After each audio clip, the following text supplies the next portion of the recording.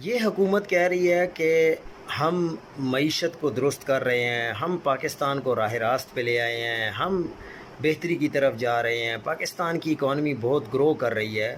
حالانکہ اس حکومت کی کوئی اچیومنٹ نہیں ہے اور نہ ہی اس حکومت کی کوئی کریڈیبلٹی ہے۔ امریکہ کے ساتھ یہ حکومت کہتی ہے کہ ہمارے بہت اچھے تعلقات ہیں۔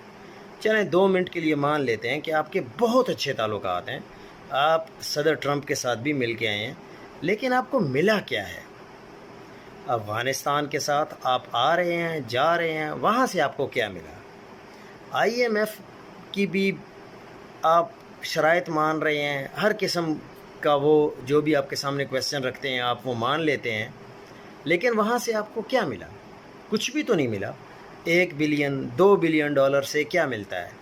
آپ کی گروتھ رکی ہوئی ہے، بالکل اکانومی رکی ہوئی ہے، یہاں سرمایہ کاری کرنے کے لیے کوئی بھی نہیں آ رہا، اور جو سرمایہ کار آلریڈی پاکستان میں موجود تھے وہ بھی آپ سے جا رہے ہیں۔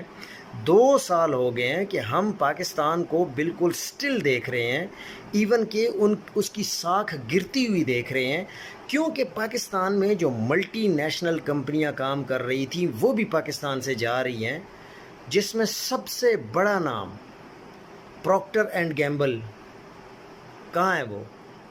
کیا وہ پاکستان چھوڑ کے نہیں چلی گئی؟ کیا انہوں نے اپنا یہاں پر کام بند نہیں کر دیا؟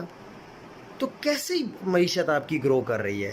کیسے آپ کہہ رہے ہیں کہ ہماری اچیومنٹس ہے؟